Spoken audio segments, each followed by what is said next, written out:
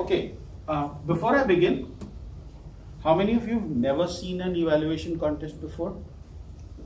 So 1, 2, you've seen an evaluation contest? No. Ashwarya? Okay, so pay attention. You've seen, everyone else has seen. So let me tell you how an evaluation contest goes. So there is someone called a target speaker. Okay? The target speaker is going to come on stage and he's going to deliver, or she is going to deliver a 5 to 7 minutes speech like we do in every club. Okay? So when they deliver the speech, you as contestants will be taking notes, you will be evaluating them, right? And this is very important. You will be evaluating them on the given sheets of paper. No other paper may be used. Your cell phones may not be used. In fact, they'll take the cell phones away from you. So you will be writing your evaluations. When the target speaker finishes, you will have 5 minutes to write down your final thoughts, your evaluations. So far so good? Now, when the 5 minutes are over, you will hand over your evaluations to a sergeant at arms who's standing at the door. Now, let's say that there were 6 contestants and Amri is contestant number 1. Except Amri, everyone else will go out of the room.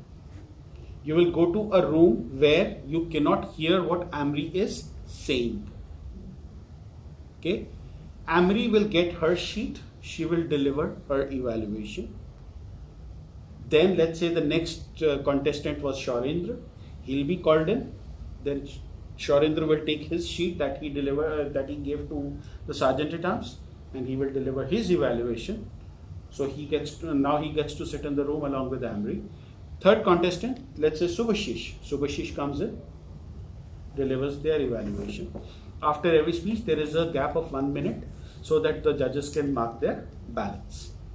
In the end, there is a gap of 2 minutes so that the judges can finalize the scores and submit it to the chief judge. That's how an evaluation contest works. Clear? Now, I'll come to what evaluation is later, but I just want you to know, both in humorous speech contest and in evaluation speech contest, only one of us is going to the next level, which is the area level. Okay? Last year it was 2 people who could have gone. Given the current situation that we've got 4 clubs in our area, last year 2 people could have gone, but this year only 1 person is going ahead. Okay? So evaluation. We're going to talk about something called evaluation.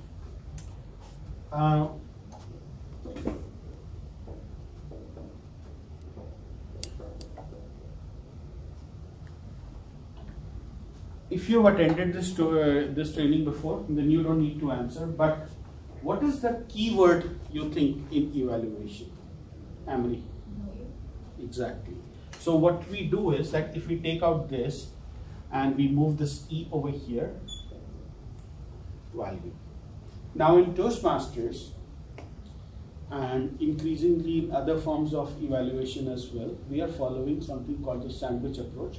In Toastmasters, we also know it as the CRC method. C stands for commendation and R stands for recommendation. My question is, how is a C and a R tied in to the value? How are commendation and value related? How are recommendation and value related? Anyone? Anyone? Commendation where we are talking about the best part in the speech. Yes. The key parts that we can deliver to them, we can tell them. And recommendation. You just told me what is a commendation, but how is it related to value is my question. We're basically valuing those good points. Okay, okay. Isn't it adding value so you know what happens to continue? Adding value for whom? For the speaker and the audience, and knowing which value, Okay, which speaker or the audience? Speaker or the audience? You're giving a commendation. I would say it's for the speaker. Is understanding which traits to carry on to your next speeches and which ones to add on to your next speeches. Okay. So when a speaker delivers a speech, you find something that is really worth commending, right? Sometimes a performer performs on stage, let's say it's a dance performance or it's a singing performance, and the first thing that you do is you say, I wish I could sing like that. I wish I could dance like that. I wish I had those kind of moves. What is happening here? You are seeing something of value. You are seeing something of value, which is why I say always come to your speech, always come with your speeches prepared, because right now there are 1, 2, 3, 4, 5, 6 people listening to me. If I'm going to talk for 5 minutes, I effectively have control of 30 minutes in my hand. I don't want those 30 minutes to go waste. When you see something like that, you see value. So in a commendation, you are telling the person what is the value you got. Okay? What is the value you got? When you say that I could be as eloquent as Shaurendra, it's a value that I got from Shaurendra. I could strive to be that. I could be as articulate as Amri is. I could strive to be that. I could be as artistic as Joyita is. Something that I'm striving to be. That is the value that I'm getting. Now, when you give a value, when you give a commendation, there is a method to giving a commendation. There are actually 3 steps. And I will tell you that most often we fail at the first step. Okay? The 3 parts to a commendation. The first part is what? Subhashish, are you married? You will not understand this. Do you have a girlfriend? Yes. Okay. Now you will understand. So, when, for example, if I go and tell my wife, you're looking beautiful, the answer I'm going to get is, you always say that. Shaurendra sir will relate to it, Subhashish will relate to it. What's happened today? What's happened today? Why? Because we stopped at what? We just made a generic statement. That's something she hears every day. Now, what you have to give the second thing, which is the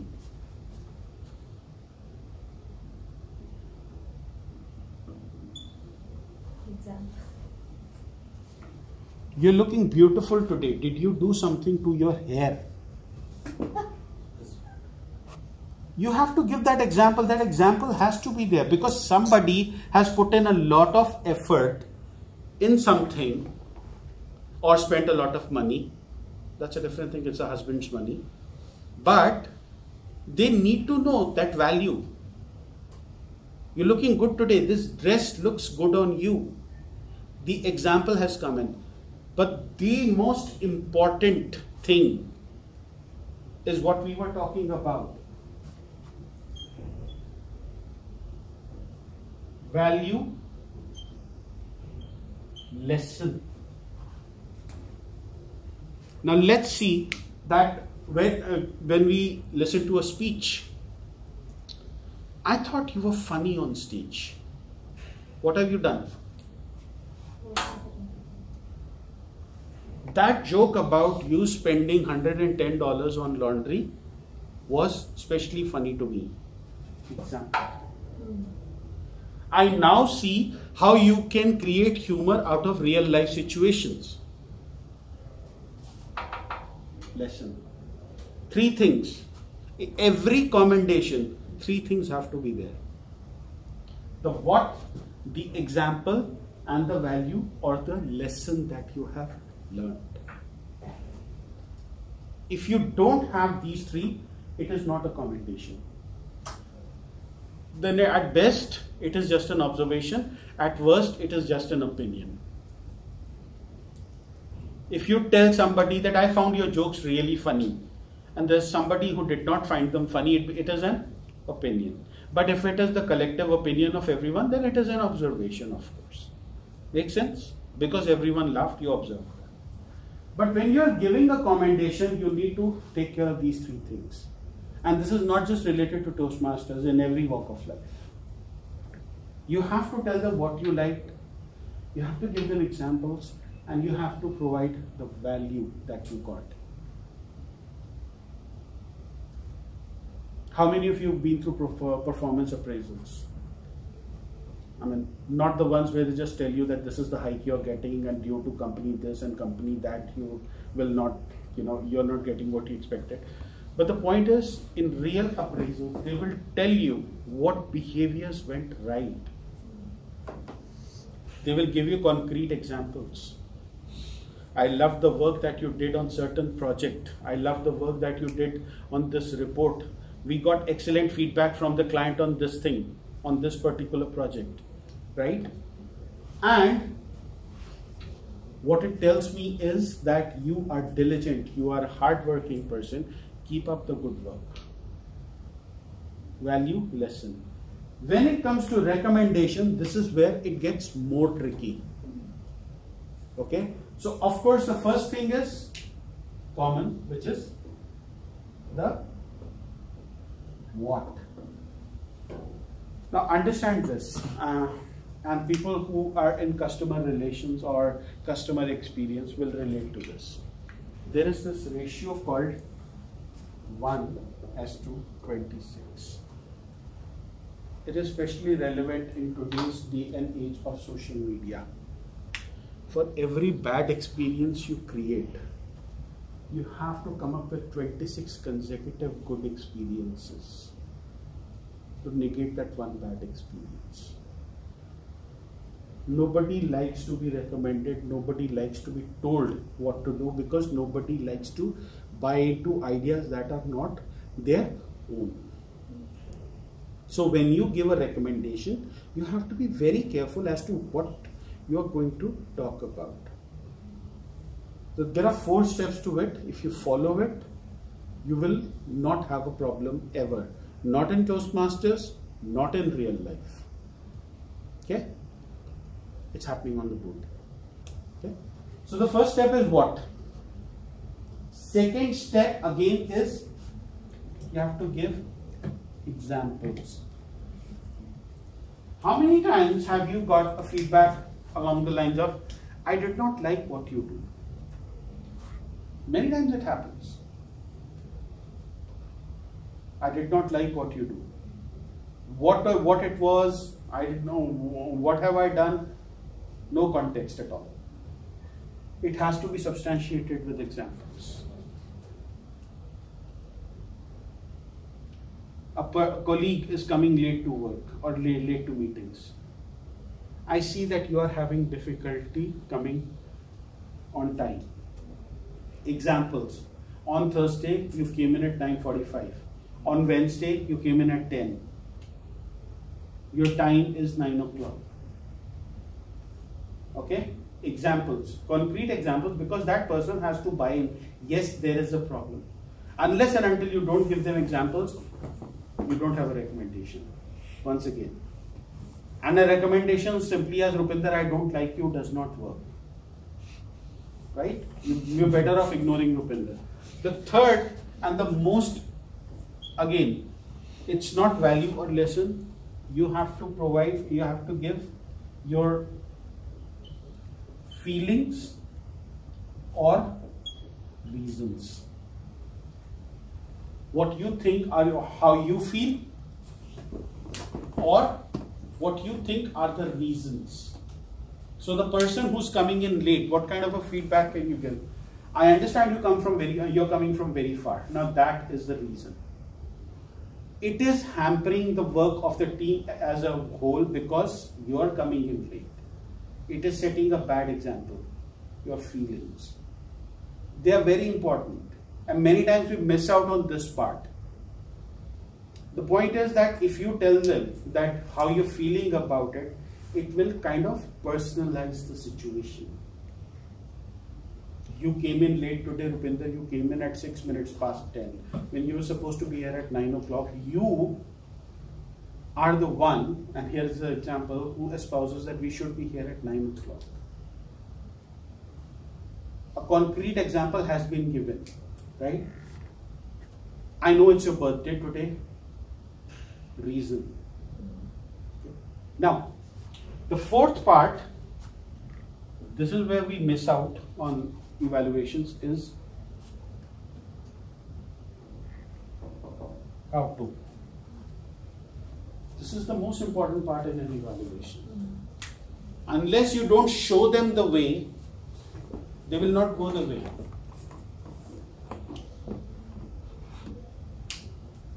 Unless you don't tell the person that because you come in late, how to. Now, how to could be two parts. One, as a leader, as a manager, you could look at having a different work timing for them. Do you want to come in the 11 o'clock shift? So that there is always something that you could do. I can make that happen. Or how long is this going to continue? Let me know so that I have a contingency plan in place. Because this has to end sometime.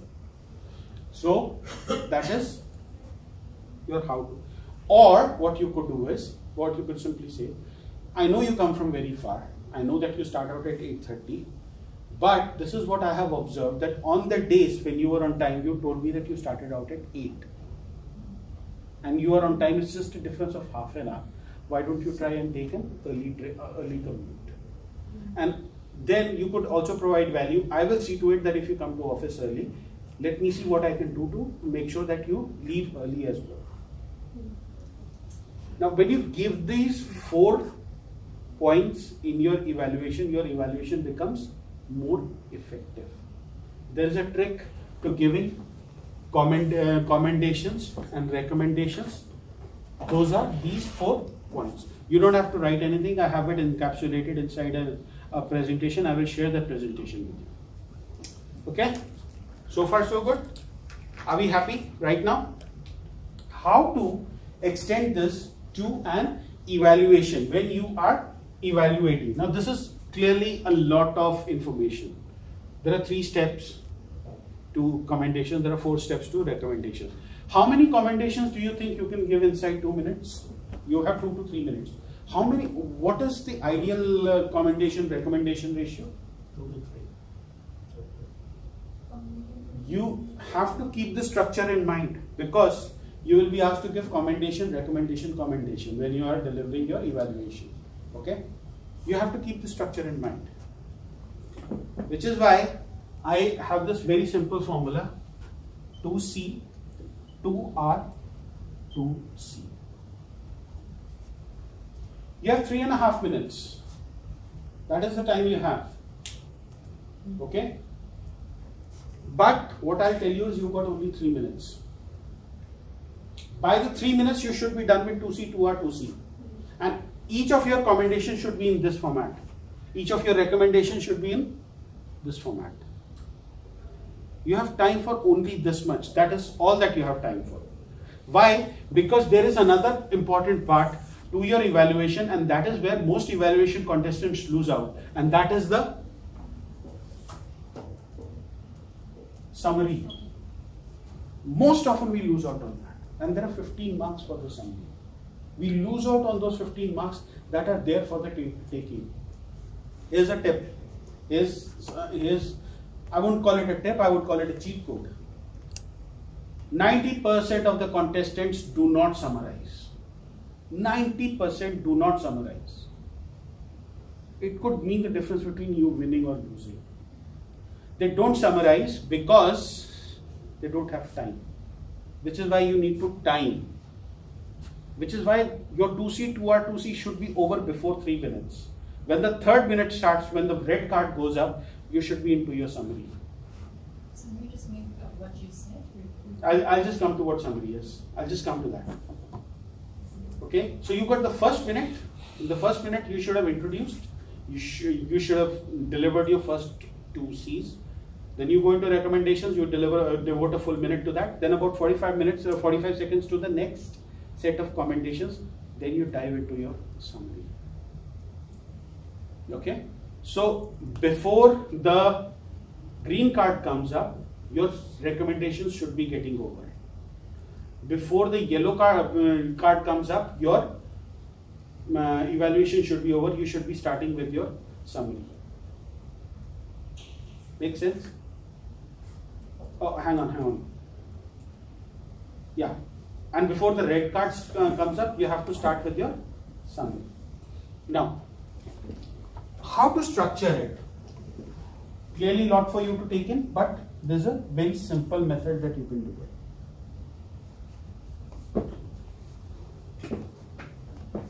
And that is,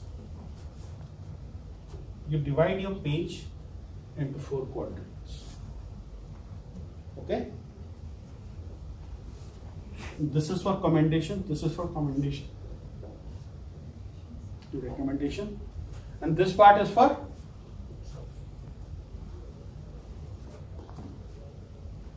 now you might get 5 different commendations. Start writing all of them down. 1, 2, 3. Some point you're going to run out of space. 4, 5, 6, 7. Got 10 commendations. And you will get some, you will have some recommendations. 1, 2, 3, 4, 5.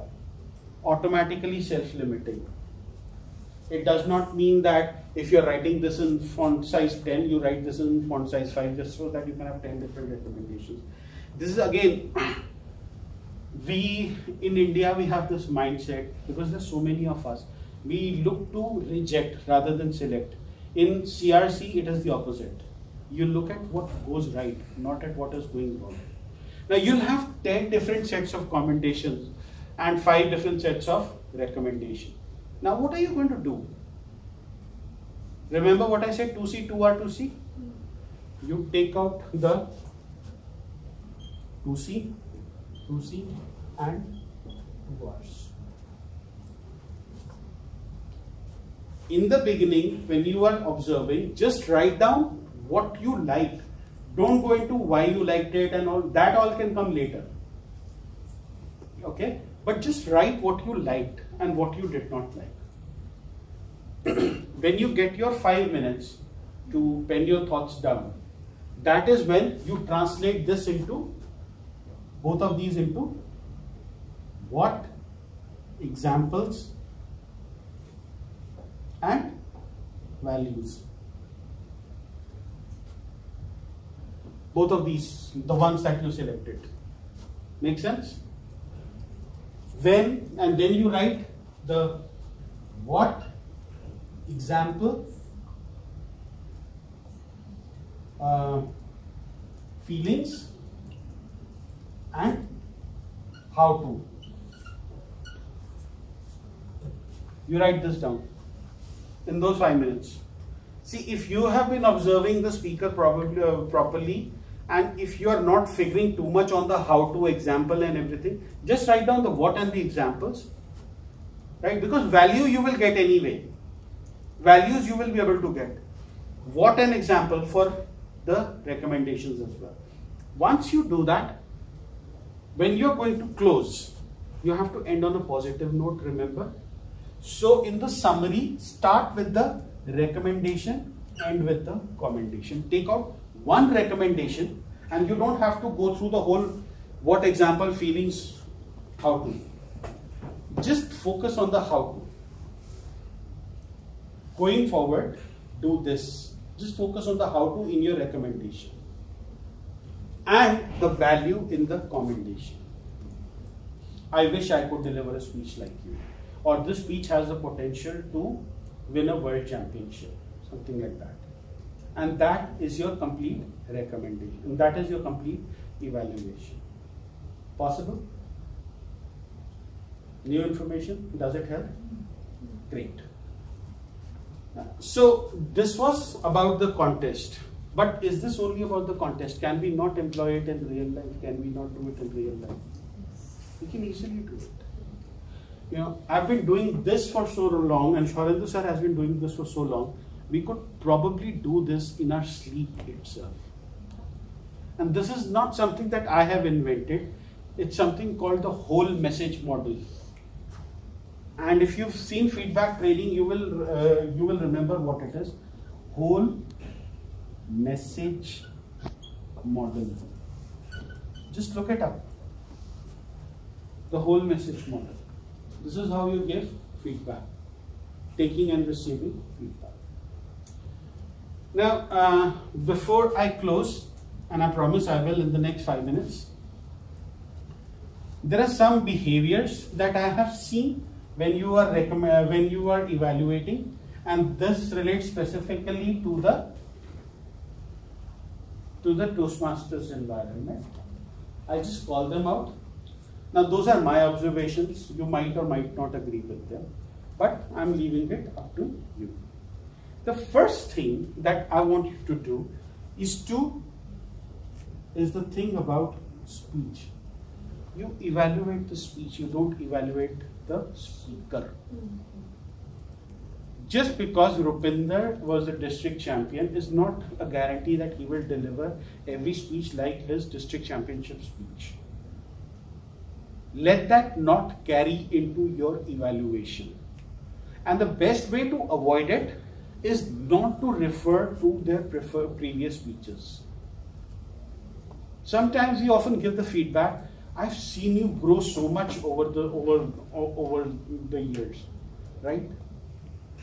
Try not to do that. I'm not saying it's a bad practice, but then you are comparing one person to another. You're comparing what I was yesterday to what I was today. And today things can go wrong for me. And then if you say you were so better yesterday, is not much of a commendation. Make sense? Similarly, if you invert the situation, you were better than what you were yesterday, is again not much of a commendation.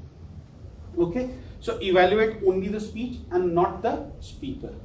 Second,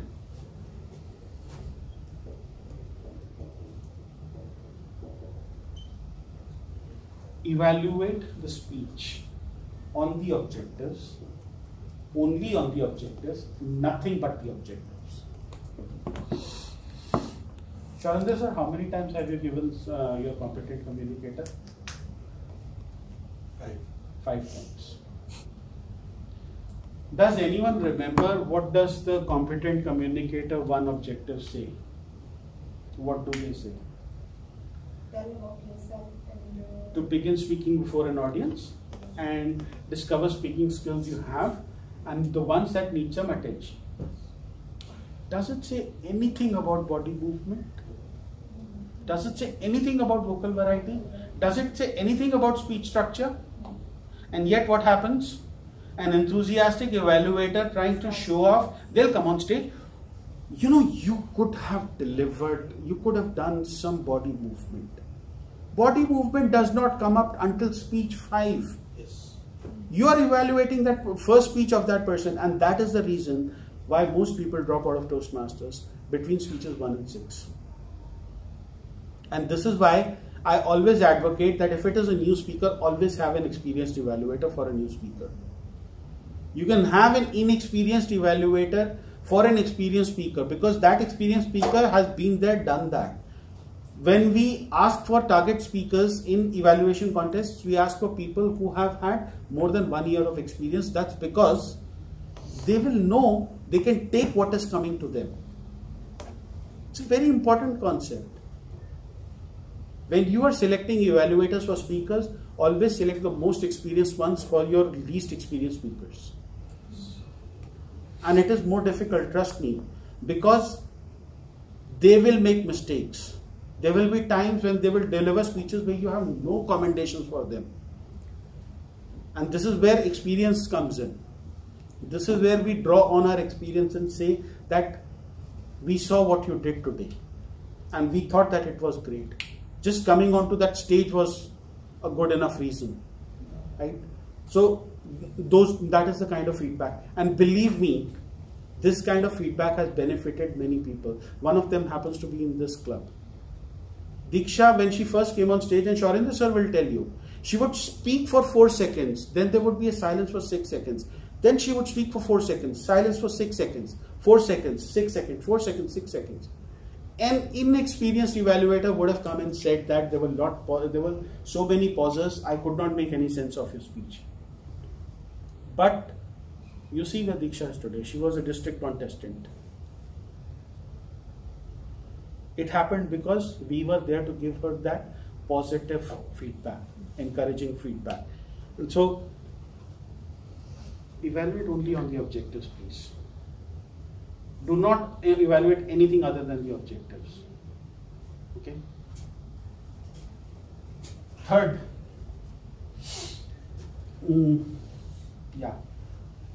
third thing that I want to call out is that